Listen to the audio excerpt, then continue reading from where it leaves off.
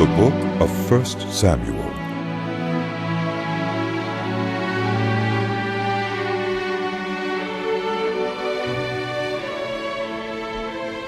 There was a certain man from Ramathaim, a Zuphite from the hill country of Ephraim, whose name was Elkanah, son of Jeroham, the son of Elihu, the son of Tohu, the son of Zuph, an Ephraimite. He had 2 wives. One was called Hannah, and the other Peninnah. Peninnah had children, but Hannah had none. Year after year, this man went up from his town to worship and sacrifice to the Lord Almighty at Shiloh, where Hophni and Phinehas, the 2 sons of Eli, were priests of the Lord. Whenever the day came for Elkanah to sacrifice, he would give portions of the meat to his wife Peninnah and to all her sons and daughters. But to Hannah he gave a double portion, because he loved her, and the Lord had closed her womb. Because the Lord had closed Hannah's womb, her rival kept provoking her in order to irritate her. This went on year after year. Whenever Hannah went up to the house of the Lord, her rival provoked her till she wept and would not eat.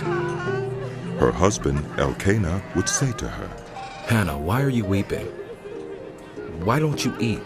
Why are you downhearted? Don't I mean more to you than 10 sons?" Once, when they had finished eating and drinking in Shiloh, Hannah stood up. Now Eli the priest was sitting on his chair by the doorpost of the Lord's house. In her deep anguish, Hannah prayed to the Lord, weeping bitterly, and she made a vow, saying, "Lord Almighty, if you will only look on your servant's misery and remember me, and not forget your servant, but give her a son, then I will give him to the Lord for all the days of his life, and no razor will ever be used on his head."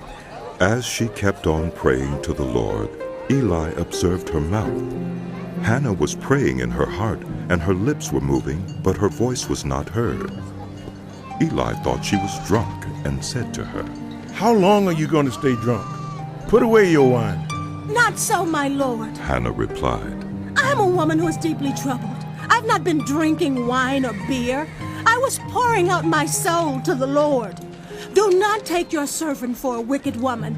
I have been praying here out of my great anguish and grief." Eli answered, "Go in peace, and may the God of Israel grant you what you have asked of him." She said, "May your servant find favor in your eyes." Then she went her way and ate something, and her face was no longer downcast. Early the next morning they arose and worshipped before the Lord, and then went back to their home at Ramah. Elkanah made love to his wife Hannah, and the Lord remembered her. So in the course of time, Hannah became pregnant and gave birth to a son. She named him Samuel, saying, "Because I asked the Lord for him." When Elkanah went up with all his family to offer the annual sacrifice to the Lord and to fulfill his vow, Hannah did not go. She said to her husband, "After the boy is weaned, I will take him and present him before the Lord, and he will live there always." Do what seems best to you. Her husband Elkanah told her, Stay here until you have weaned him. Only may the Lord make good his word. So the woman stayed at home and nursed her son until she had weaned him. After he was weaned, she took the boy with her, young as he was, along with a 3-year-old bull, an ephah of flour, and a skin of wine, and brought him to the house of the Lord at Shiloh. When the bull had been sacrificed, they brought the boy to Eli, and she said to him, "Pardon me, my Lord.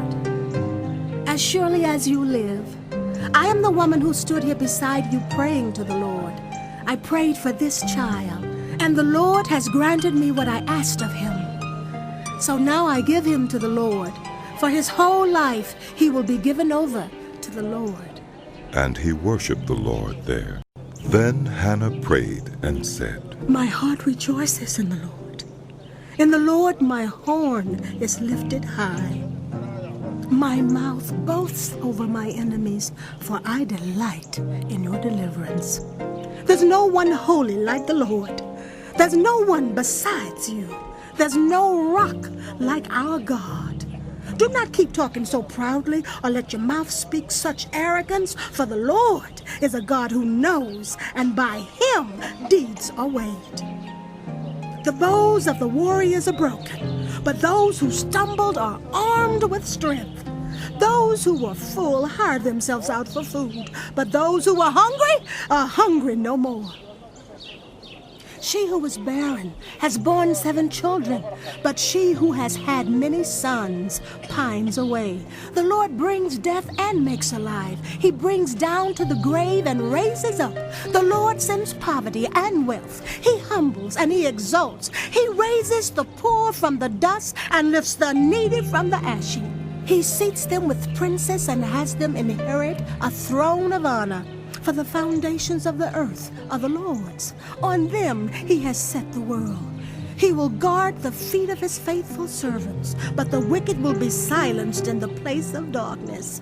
It is not by strength that one prevails. Those who oppose the Lord will be broken. The Most High will thunder from heaven. The Lord will judge the ends of the earth. He will give strength to his king and exalt the horn of his anointed. Then Elkanah went home to Ramah, but the boy ministered before the Lord under Eli the priest. Eli's sons were scoundrels. They had no regard for the Lord. Now it was the practice of the priests that whenever any of the people offered a sacrifice, the priest's servant would come with a 3-pronged fork in his hand while the meat was being boiled, and would plunge the fork into the pan or kettle or cauldron or pot. Whatever the fork brought up, the priest would take for himself. This is how they treated all the Israelites who came to Shiloh. But even before the fat was burned, the priest's servant would come and say to the person who was sacrificing, "Give the priest some meat to roast. He won't accept boiled meat from you, but only raw." If the person said to him, "Let the fat be burned first, and then take whatever you want," the servant would answer, "No, hand it over now. If you don't, I'll take it by force." This sin of the young men was very great in the Lord's sight, for they were treating the Lord's offering with contempt. But Samuel was ministering before the Lord, a boy wearing a linen ephod. Each year his mother made him a little robe and took it to him when she went up with her husband to offer the annual sacrifice. Eli would bless Elkanah and his wife, saying, May the Lord give you children by this woman to take the place of the one she prayed for and gave to the Lord. Then they would go home, and the Lord was gracious to Hannah. She gave birth to 3 sons and 2 daughters. Meanwhile, the boy Samuel grew up in the presence of the Lord. Now Eli, who was very old, heard about everything his sons were doing to all Israel, and how they slept with the women who served at the entrance to the tent of meeting. So he said to them, Why do you do such things? I hear from all the people about these wicked deeds of yours. No, my sons, the report I hear spreading among the Lord's people is not good. If anyone sins against another human being, God may mediate for the offender. But if anyone sins against the Lord, who will intercede for them? His sons, however, did not listen to their father's rebuke, for it was the Lord's will to put them to death. And the boy Samuel continued to grow in stature and in favor with the Lord and with people.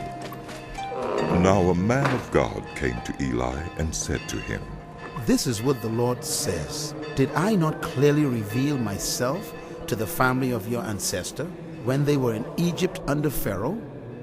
I chose your ancestor out of all the tribes of Israel to be my priest, to go up to my altar, to burn incense, and to wear an ephod in my presence. I also gave your ancestors' family all the food offerings presented by the Israelites. Why do you scorn my sacrifice and offering that I prescribed for my dwelling? Why do you honor your sons more than me by fattening yourselves on the choice parts of every offering made by my people Israel? Therefore, the Lord, the God of Israel, declares, I promised that the members of your family would minister before me forever. But now the Lord declares, far be it from me, those who honor me I will honor, but those who despise me will be disdained. The time is coming when I will cut short your strength and the strength of the members of your family, so that no one in it will reach old age, and you will see distress in my dwelling. Although good will be done to Israel, no one in your family line will ever reach old age. Every one of you that I do not cut off from serving at my altar, I will spare only to destroy your sight and sap your strength, and all your descendants will die in the prime of life. And what happens to your two sons, Hophni and Phinehas, will be a sign to you. They will both die on the same day. I will raise up for myself a faithful priest who will do according to what is in my heart and mind. I will firmly establish his family line, and he will minister before my anointed one always. Then everyone left in your family line will come and bow down before him for a piece of silver and a loaf of bread, and plead, appoint me to some priestly office so I can have food to eat. The boy Samuel ministered before the Lord under Eli. In those days the word of the Lord was rare. There were not many visions. One night Eli, whose eyes were becoming so weak that he could barely see, was lying down in his usual place. The lamp of God had not yet gone out, and Samuel was lying down in the house of the Lord, where the ark of God was. Then the Lord called Samuel. Samuel answered, Here I am. And he ran to Eli and said, Here I am. You called me? But Eli said, I did not call. Go back and lie down. So he went and lay down. Again the Lord called, Samuel. And Samuel got up and went to Eli and said, Here I am. You called me? My son, Eli said, I did not call. Go back and lie down. Now Samuel did not yet know the Lord. The word of the Lord had not yet been revealed to him. A third time the Lord called, Samuel. And Samuel got up and went to Eli and said, Here I am. You called me. Then Eli realized that the Lord was calling the boy. So Eli told Samuel, Go and lie down. And if he calls you, say, Speak, Lord, for your servant is listening. So Samuel went and lay down in his place. The Lord came and stood there, calling as at the other times, Samuel, Samuel. Then Samuel said, Speak, for your servant is listening. And the Lord said to Samuel, See, I am about to do something in Israel that will make the ears of everyone who hears about it tingle. At that time, I will carry out against Eli everything I spoke against his family, from beginning to end. For I told him that I would judge his family forever because of the sin he knew about. His sons blasphemed God, and he failed to restrain them. Therefore, I swore to the house of Eli, the guilt of Eli's house will never be atoned for by sacrifice or offering. Samuel lay down until morning, and then opened the doors of the house of the Lord. He was afraid to tell Eli the vision, but Eli called him and said, Samuel, my son. Samuel answered, Here I am. What was it he said to you? Eli asked. Do not hide it from me. May God deal with you, be it ever so severely, if you hide from me anything he told you. So Samuel told him everything, hiding nothing from him. Then Eli said, He is the Lord. Let him do what is good in his eyes. The Lord was with Samuel as he grew up, and he let none of Samuel's words fall to the ground. And all Israel, from Dan to Beersheba, recognized that Samuel was attested as a prophet of the Lord. The Lord continued to appear at Shiloh, and there he revealed himself to Samuel through his word. And Samuel's word came to all Israel. Now the Israelites went out to fight against the Philistines. The Israelites camped at Ebenezer, and the Philistines at Aphek. The Philistines deployed their forces to meet Israel. And as the battle spread, Israel was defeated by the Philistines, who killed about 4,000 of them on the battlefield. When the soldiers returned to camp, the elders of Israel asked, Why did the Lord bring defeat on us today before the Philistines? Let us bring the ark of the Lord's covenant from Shiloh, so that he may go with us and save us from the hand of our enemies. So the people sent men to Shiloh, and they brought back the ark of the covenant of the Lord Almighty, who is enthroned between the cherubim.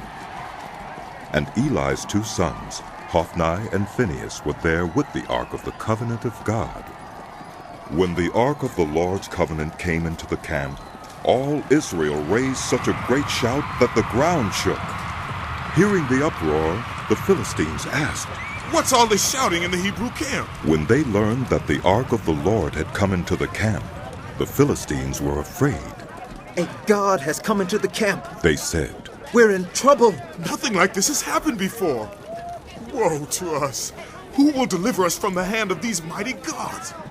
They are the gods who struck the Egyptians with all kinds of plagues in the wilderness. Be strong, Philistines. Be men, or you'll be subject to the Hebrews as they have been to you. Be men and fight! So the Philistines fought, and the Israelites were defeated, and every man fled to his tent. The slaughter was very great. Israel lost 30,000 foot soldiers. The ark of God was captured, and Eli's 2 sons, Hophni and Phinehas, died. That same day, a Benjamite ran from the battle line and went to Shiloh with his clothes torn and dust on his head. When he arrived, there was Eli sitting on his chair by the side of the road watching, because his heart feared for the ark of God. When the man entered the town and told what had happened, the whole town sent up a cry. Eli heard the outcry and asked, What is the meaning of this uproar? The man hurried over to Eli, who was 98 years old and whose eyes had failed, so that he could not see. He told Eli, I've just come from the battle line. I fled from it this very day. Eli asked, What happened, my son? The one who brought the news replied, Israel fled before the Philistines, and the army has suffered heavy losses. Also, your 2 sons, Hophni and Phinehas, are dead, and the ark of God has been captured. When he mentioned the ark of God, Eli fell backward off his chair by the side of the gate. His neck was broken, and he died, for he was an old man, and he was heavy. He had led Israel 40 years. His daughter-in-law, the wife of Phinehas, was pregnant and near the time of delivery. When she heard the news that the ark of God had been captured and that her father-in-law and her husband were dead, she went into labor and gave birth, but was overcome by her labor pains. As she was dying, the women attending her said, Don't despair. You have given birth to a son. But she did not respond or pay any attention. She named the boy Ichabod, saying, The glory has departed from Israel. Because of the capture of the ark of God and the deaths of her father-in-law and her husband, she said, The glory has departed from Israel, for the Ark of God has been captured. After the Philistines had captured the Ark of God, they took it from Ebenezer to Ashdod. Then they carried the ark into Dagon's temple and set it beside Dagon. When the people of Ashdod rose early the next day, there was Dagon fallen on his face on the ground before the ark of the Lord. They took Dagon and put him back in his place. But the following morning when they rose, there was Dagon fallen on his face on the ground before the ark of the Lord. His head and hands had been broken off and were lying on the threshold. Only his body remained. That is why to this day neither the priests of Dagon nor any others who enter Dagon's temple at Ashdod step on the threshold. The Lord's hand was heavy on the people of Ashdod and its vicinity. He brought devastation on them and afflicted them with tumors. When the people of Ashdod saw what was happening, they said, The ark of the God of Israel must not stay here with us, because his hand is heavy on us and on Dagon, our God. So they called together all the rulers of the Philistines and asked them, What shall we do with the ark of the God of Israel? They answered, Have the ark of the God of Israel moved to Gath. So they moved the ark of the God of Israel. But after they had moved it, the Lord's hand was against that city, throwing it into a great panic. He afflicted the people of the city, both young and old, with an outbreak of tumors. So they sent the ark of God to Ekron. As the ark of God was entering Ekron, the people of Ekron cried out, They have brought the ark of the God of Israel around to us to kill us and our people. So they called together all the rulers of the Philistines and said, Send the ark of the God of Israel away. Let it go back to its own place, or it will kill us and our people. For death had filled the city with panic. God's hand was very heavy on it. Those who did not die were afflicted with tumors, and the outcry of the city went up to heaven. When the ark of the Lord had been in Philistine territory 7 months, the Philistines called for the priests and the diviners and said, What shall we do with the ark of the Lord? Tell us how we should send it back to its place. They answered, If you return the ark of the God of Israel, do not send it back to him without a gift. By all means, send a guilt offering to him. Then you will be healed, and you will know why his hand has not been lifted from you. The Philistines asked, What guilt offering should we send to him? They replied, 5 gold tumors and 5 gold rats, according to the number of the Philistine rulers, because the same plague has struck both you and your rulers. Make models of the tumors and of the rats that are destroying the country, and give glory to Israel's God. Perhaps he will lift his hand from you and your gods and your land. Why do you harden your hearts as the Egyptians and Pharaoh did? When Israel's God dealt harshly with them, did they not send the Israelites out so they could go on their way? Now then, get a new cart ready, with 2 cows that have calved that have never been yoked. Hitch the cows to the cart, but take their calves away and pin them up. Take the ark of the Lord and put it on the cart, and in the chest beside it put the gold objects you are sending back to him as a guilt offering. Send it on its way, but keep watching it. If it goes up to its own territory, toward Beth Shemesh, then the Lord has brought this great disaster on us. But if it does not, then we will know that it was not his hand that struck us, but that it happened to us by chance. So they did this. They took 2 such cows and hitched them to the cart and pinned up their calves. They placed the ark of the Lord on the cart, and along with it the chest containing the gold rats and the models of the tumors. Then the cows went straight up toward Beth Shemesh, keeping on the road and lowing all the way. They did not turn to the right or to the left. The rulers of the Philistines followed them as far as the border of Beth Shemesh. Now the people of Beth Shemesh were harvesting their wheat in the valley, and when they looked up and saw the ark, they rejoiced at the sight. The cart came to the field of Joshua of Beth Shemesh, and there it stopped beside a large rock. The people chopped up the wood of the cart and sacrificed the cows as a burnt offering to the Lord. The Levites took down the ark of the Lord, together with the chest containing the gold objects, and placed them on the large rock. On that day the people of Beth-Shemesh offered burnt offerings and made sacrifices to the Lord. The 5 rulers of the Philistines saw all this, and then returned that same day to Ekron. These are the gold tumors the Philistines sent as a guilt offering to the Lord, 1 each for Ashdod, Gaza, Ashkelon, Gath, and Ekron. And the number of the gold rats was according to the number of Philistine towns belonging to the 5 rulers, the fortified towns with their country villages. The large rock on which the Levites set the ark of the Lord is a witness to this day in the field of Joshua of Beth-Shemesh.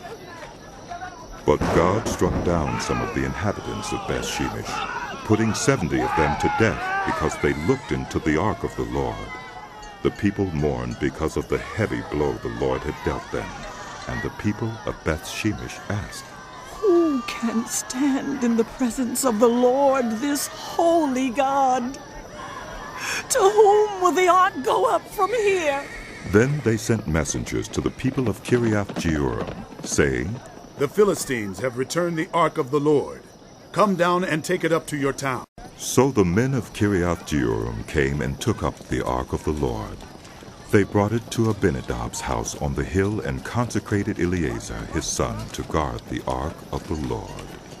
The ark remained at Kiriath-Jearim a long time, 20 years in all. Then all the people of Israel turned back to the Lord. So Samuel said to the whole house of Israel, If you are returning to the Lord with all your hearts, then rid yourselves of the foreign gods and the Ashtoreths, and commit yourselves to the Lord and serve him only. And he will deliver you out of the hand of the Philistines. So the Israelites put away their Baals and Ashtoreths and served the Lord only. Then Samuel said, Assemble all Israel at Mizpah, and I will intercede with the Lord for you. When they had assembled at Mizpah, they drew water and poured it out before the Lord. On that day they fasted, and there they confessed, We have sinned against the Lord. Now Samuel was serving as leader of Israel at Mizpah. When the Philistines heard that Israel had assembled at Mizpah, the rulers of the Philistines came up to attack them. When the Israelites heard of it, they were afraid because of the Philistines. They said to Samuel, Do not stop crying out to the Lord our God for us, that he may rescue us from the hand of the Philistines. Then Samuel took a suckling lamb and sacrificed it as a whole burnt offering to the Lord. He cried out to the Lord on Israel's behalf, and the Lord answered him. While Samuel was sacrificing the burnt offering, the Philistines drew near to engage Israel in battle. But that day the Lord thundered with loud thunder against the Philistines, and threw them into such a panic that they were routed before the Israelites. The men of Israel rushed out of Mizpah and pursued the Philistines, slaughtering them along the way to a point below Beth-kar. Then Samuel took a stone and set it up between Mizpah and Shen. He named it Ebenezer, saying, Thus far the Lord has helped us. So the Philistines were subdued, and they stopped invading Israel's territory. Throughout Samuel's lifetime, the hand of the Lord was against the Philistines. The towns from Ekron to Gath that the Philistines had captured from Israel were restored, and Israel delivered the neighboring territory from the hands of the Philistines. And there was peace between Israel and the Amorites. Samuel continued as Israel's leader all the days of his life. From year to year he went on a circuit from Bethel to Gilgal to Mizpah, judging Israel in all those places.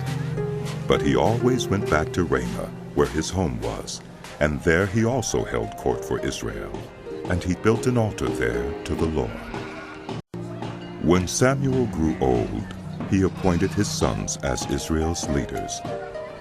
The name of his firstborn was Joel, and the name of his second was Abijah, and they served at Beersheba. But his sons did not follow his ways. They turned aside after dishonest gain and accepted bribes and perverted justice. So all the elders of Israel gathered together and came to Samuel at Ramah. They said to him, You are old, and your sons do not follow your ways. Now appoint a king to lead us, such as all the other nations have. But when they said, Give us a king to lead us, this displeased Samuel. So he prayed to the Lord, and the Lord told him, Listen to all that the people are saying to you. It is not you they have rejected, but they have rejected me as their king, as they have done from the day I brought them up out of Egypt until this day, forsaking me and serving other gods. So they are doing to you. Now, listen to them, but warn them solemnly, and let them know what the king who will reign over them will claim as his rights. Samuel told all the words of the Lord to the people who were asking him for a king. He said, This is what the king who will reign over you will claim as his rights. He will take your sons and make them serve with his chariots and horses, and they will run in front of his chariots. Some he will assign to be commanders of thousands and commanders of 50s, and others to plow his ground and reap his harvest, and still others to make weapons of war and equipment for his chariots. He will take your daughters to be perfumers and cooks and bakers. He will take the best of your fields and vineyards and olive groves and give them to his attendants. He will take 1/10 of your grain and of your vintage and give it to his officials and attendants. Your male and female servants and the best of your cattle and donkeys he will take for his own use. He will take 1/10 of your flocks, and you yourselves will become his slaves. When that day comes, you will cry out for relief from the king you have chosen. But the Lord will not answer you in that day. But the people refused to listen to Samuel. No, they said, we want a king over us. Then we will be like all the other nations, with a king to lead us, and to go out before us and fight our battles. When Samuel heard all that the people said, he repeated it before the Lord. The Lord answered, Listen to them, and give them a king. Then Samuel said to the Israelites, Everyone, go back to your own town.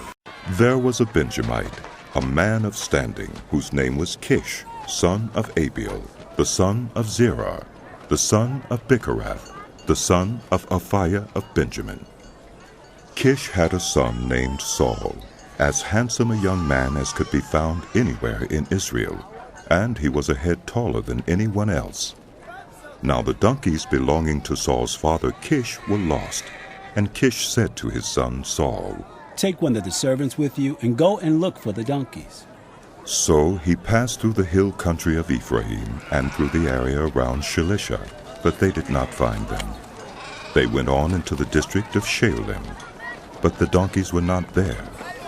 Then he passed through the territory of Benjamin, but they did not find them.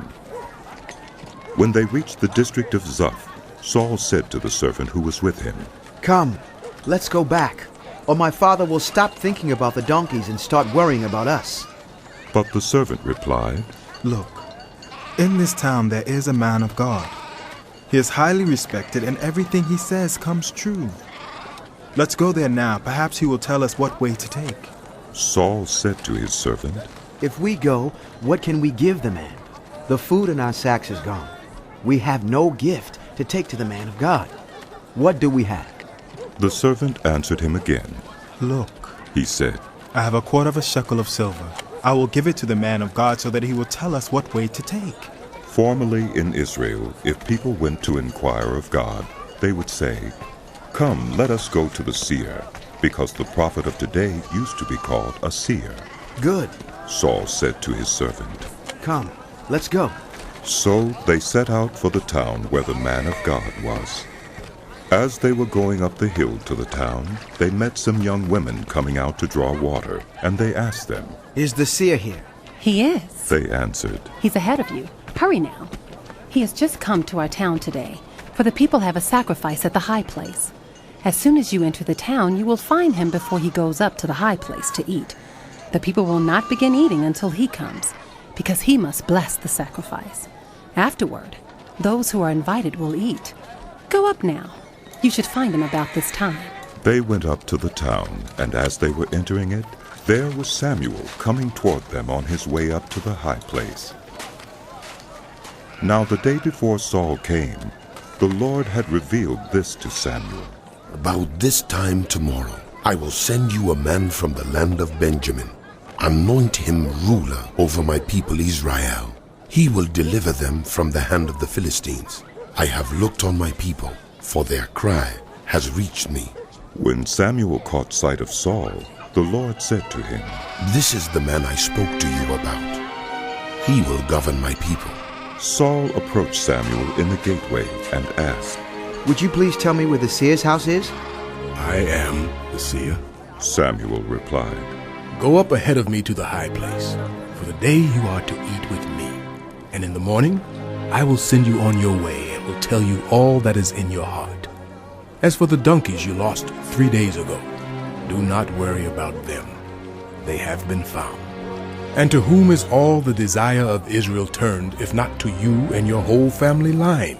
Saul answered, But am I not a Benjamite, from the smallest tribe of Israel? And is not my clan the least of all the clans of the tribe of Benjamin? Why do you say such a thing to me? Then Samuel brought Saul and his servant into the hall and seated them at the head of those who were invited, about 30 in number. Samuel said to the cook, Bring the piece of meat I gave you, the one I told you to lay aside. So the cook took up the thigh with what was on it and set it in front of Saul. Samuel said, Here is what has been kept for you. Eat, because it was set aside for you for this occasion, from the time I said, I have invited guests. And Saul dined with Samuel that day. After they came down from the high place to the town, Samuel talked with Saul on the roof of his house.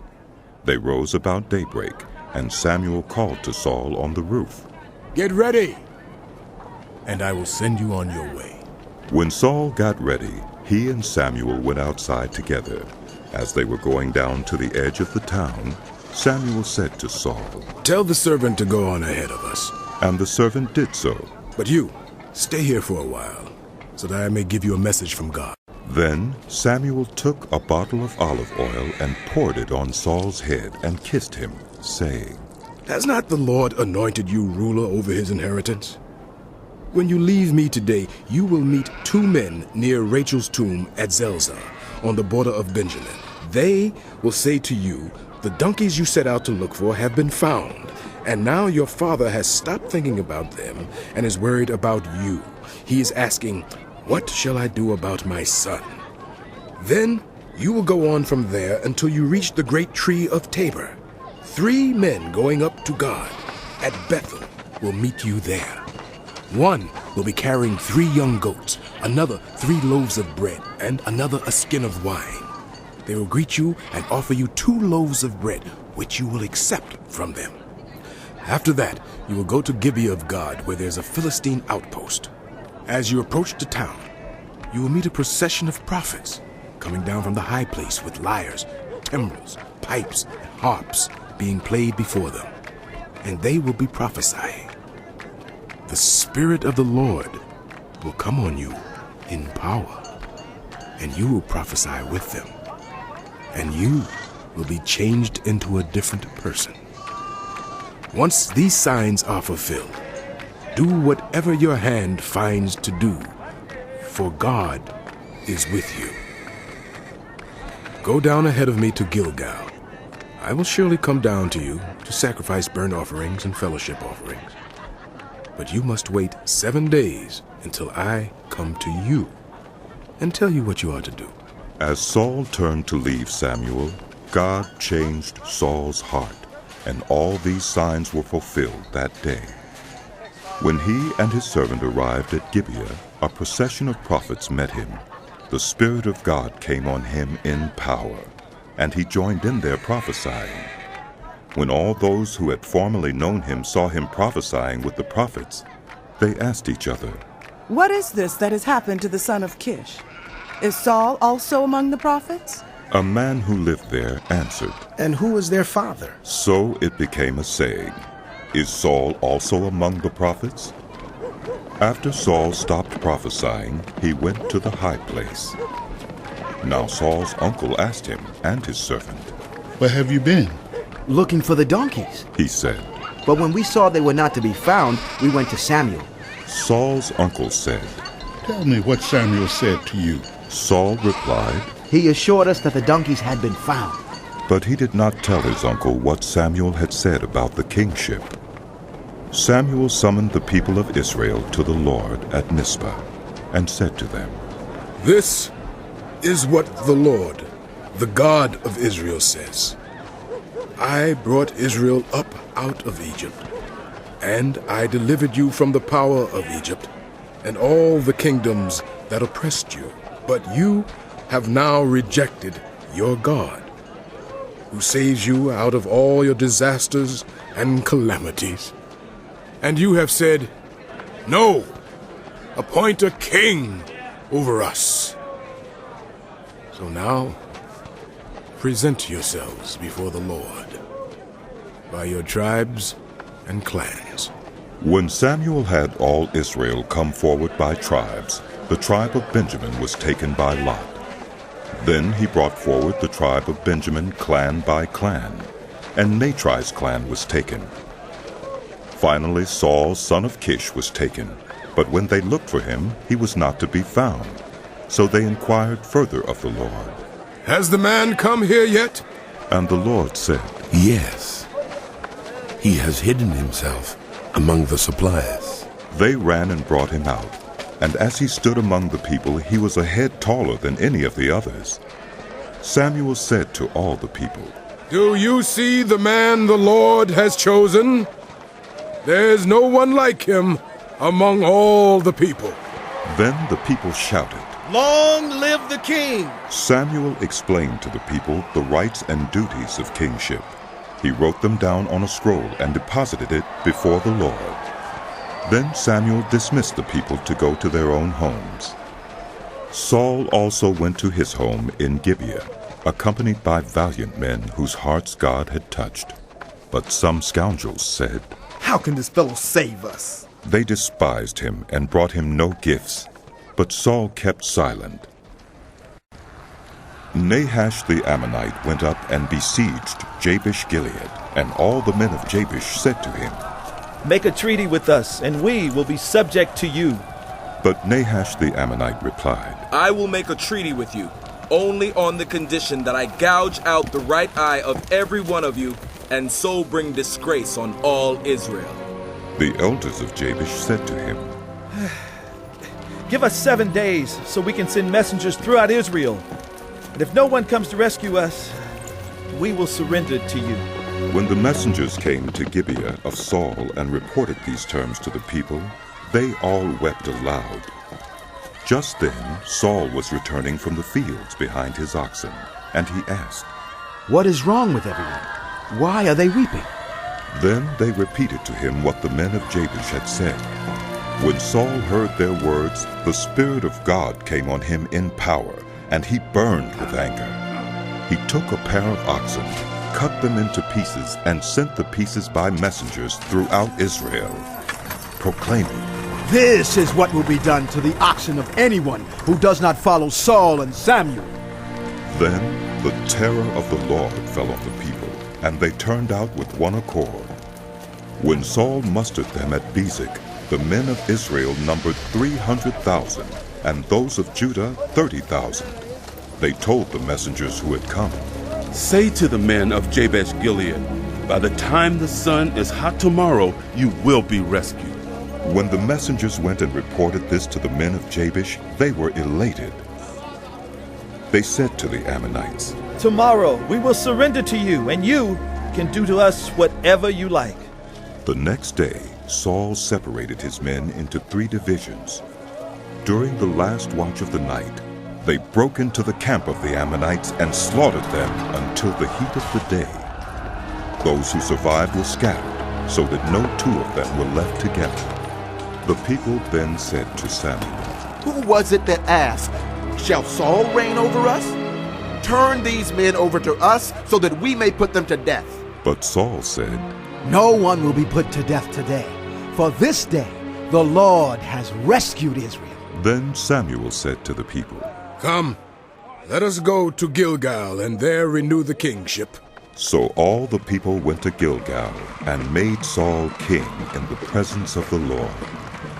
There they sacrificed fellowship offerings before the Lord, and Saul and all the Israelites held a great celebration.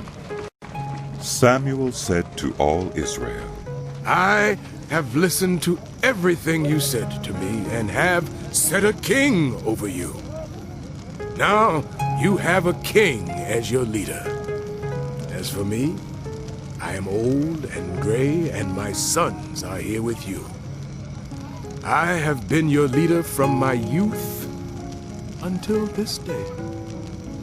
Here I stand. Testify against me in the presence of the Lord and his anointed. Whose ox have I taken? Whose donkey have I taken? Whom have I cheated? Whom have I oppressed? From whose hand have I accepted a bribe to make me shut my eyes? If I have done any of these things, I will make it right." You have not cheated or oppressed us. They replied. You have not taken anything from anyone's hand. Samuel said to them, "The Lord is witness against you, and also his anointed is witness this day that you have not found anything in my hand." "We agree," they said. Then Samuel said to the people, "It is the Lord who appointed Moses and Aaron and brought your ancestors up out of Egypt. Now then, stand here, because I am going to confront you with evidence before the Lord as to all the righteous acts performed by the Lord for you and your ancestors. After Jacob entered Egypt, they cried to the Lord for help. And the Lord sent Moses and Aaron, who brought your ancestors out of Egypt and settled them in this place. But they forgot the Lord their God. So he sold them into the hand of Sisera, the commander of the army of Hazor, and into the hands of the Philistines and the king of Moab, who fought against them. They cried out to the Lord and said, 'We have sinned. We have forsaken the Lord and served the Baals and the Ashtoreths. But now deliver us from the hands of our enemies, and we will serve you.' Then the Lord sent Jerubbaal, Barak, Jephthah, and Samuel, and he delivered you from the hands of your enemies all around you, so that you lived in safety. But when you saw that Nahash, king of the Ammonites, was moving against you, you said to me, 'No, we want a king to rule over us,' even though the Lord your God was your king. Now, here is the king you have chosen, the one you asked for. See, the Lord has set a king over you. If you fear the Lord and serve and obey him and do not rebel against his commands, and if both you and the king who reigns over you follow the Lord your God, good. But if you do not obey the Lord, and if you rebel against his commands, his hand will be against you as it was against your ancestors. Now then, stand still and see this great thing the Lord is about to do before your eyes." Is it not wheat harvest now? I will call on the Lord to send thunder and rain. And you will realize what an evil thing you did in the eyes of the Lord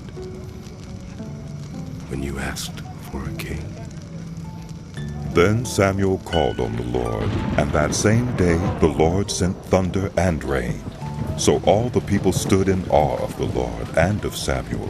The people all said to Samuel, Pray to the Lord your God for your servants, so that we will not die. For we have added to all our other sins the evil of asking for a king. Do not be afraid, Samuel replied. You have done all this evil, yet do not turn away from the Lord, but serve the Lord with all your heart. Do not turn away after useless idols. They can do you no good, nor can they rescue you, because they are useless. For the sake of his great name, the Lord will not reject his people, because the Lord was pleased to make you his own. As for me, far be it from me that I should sin against the Lord by failing to pray for you. And I will teach you the way that is good and right.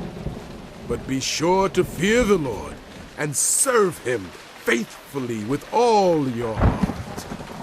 Consider what great things he has done for you. Yet, if you persist in doing evil, both you and your king will perish. Saul was 30 years old when he became king, and he reigned over Israel 42 years. Saul chose 3,000 men from Israel. 2,000 were with him at Michmash and in the hill country of Bethel, and 1,000 were with Jonathan at Gibeah in Benjamin. The rest he sent back to their homes. Jonathan attacked the Philistine outpost at Geba, and the Philistines heard about it. Then Saul had the trumpet blown throughout the land and said, Let the Hebrews hear! So all Israel heard the news. Saul has attacked the Philistine outpost. And now Israel has become obnoxious to the Philistines. And the people were summoned to join Saul at Gilgal. The Philistines assembled to fight Israel with 3,000 chariots, 6,000 charioteers, and soldiers as numerous as the sand on the seashore. They went up and camped at Michmash, east of Bethaven. When the Israelites saw that their situation was critical and that their army was hard-pressed, they hid in caves and thickets among the rocks and in pits and cisterns. Some Hebrews even crossed the Jordan to the land of Gad and Gilead. Saul remained at Gilgal, and all the troops with him were quaking with fear. He waited 7 days, the time set by Samuel.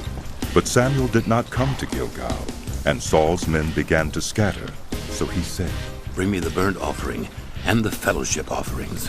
And Saul offered up the burnt offering. Just as he finished making the offering, Samuel arrived, and Saul went out to greet him.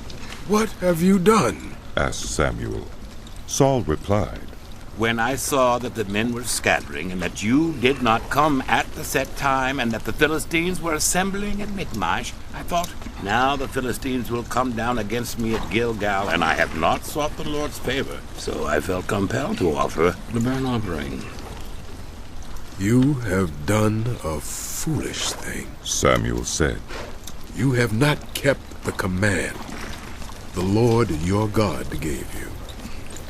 If you had, he would have established your kingdom over Israel for all time. But now your kingdom will not endure. The Lord has sought out a man after his own heart, and appointed him ruler of his people,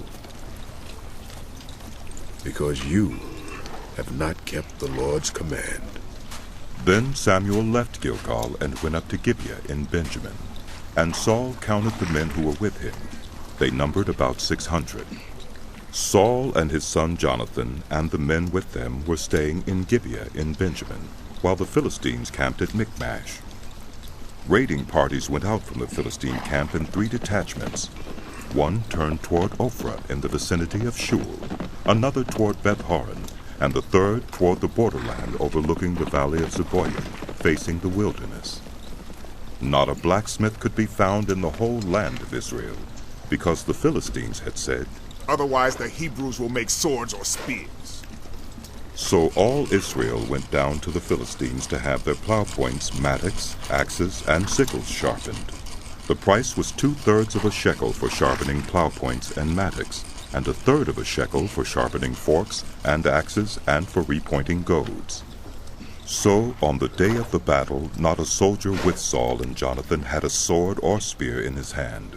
Only Saul and his son Jonathan had them. Now a detachment of Philistines had gone out to the pass at Michmash. One day Jonathan, son of Saul, said to his young armor-bearer, "Come, let's go over to the Philistine outpost on the other side." But he did not tell his father. Saul was staying on the outskirts of Gibeah under a pomegranate tree in Migron. With him were about 600 men, among whom was Ahijah, who was wearing an ephod. He was a son of Ichabod's brother, Ahitub, son of Phinehas, the son of Eli, the Lord's priest in Shiloh. No one was aware that Jonathan had left. On each side of the pass that Jonathan intended to cross to reach the Philistine outpost was a cliff. One was called Bozez, and the other Seneh. One cliff stood to the north toward Michmash, the other to the south toward Geba. Jonathan said to his young armor-bearer, "Come, let's go over to the outpost of those uncircumcised fellows. Perhaps the Lord will act in our behalf. Nothing can hinder the Lord from saving, whether by many or by few." "Do all that you have in mind," his armor-bearer said. "Go ahead. I am with you, heart and soul." Jonathan said, "Come on then. We will cross over toward them and let them see us. If they say to us, 'Wait there till we come to you,' we will stay where we are and not go up to them. But if they say, 'Come up to us,' we will climb up, because that will be our sign that the Lord has given them into our hands." So both of them showed themselves to the Philistine outpost. "Look," said the Philistines. "The Hebrews are crawling out of the holes they were hiding in." The men of the outpost shouted to Jonathan and his armor-bearer, "Come up to us, and we'll teach you a lesson." So Jonathan said to his armor-bearer, "Climb up after me. The Lord has given them into the hand of Israel." Jonathan climbed up, using his hands and feet, with his armor-bearer right behind him. The Philistines fell before Jonathan, and his armor-bearer followed and killed behind him. In that first attack, Jonathan and his armor-bearer killed some 20 men in an area of about half an acre. Then panic struck the whole army, those in the camp and field, and those in the outposts and raiding parties, and the ground shook. It was a panic sent by God. Saul's lookouts at Gibeah in Benjamin saw the army melting away in all directions. Then Saul said to the men who were with him, "Muster the forces and see who has left us." When they did, it was Jonathan and his armor-bearer who were not there. Saul said to Ahijah, "Bring the ark of God." At that time it was with the Israelites. While Saul was talking to the priest, the tumult in the Philistine camp increased more and more. So Saul said to the priest, "Withdraw your hand." Then Saul and all his men assembled and went to the battle. They found the Philistines in total confusion, striking each other with their swords. Those Hebrews who had previously been with the Philistines and had gone up with them to their camp went over to the Israelites who were with Saul and Jonathan. When all the Israelites who had hidden in the hill country of Ephraim heard that the Philistines were on the run, they joined the battle in hot pursuit. So on that day, the Lord saved Israel, and the battle moved on beyond Beth-aven.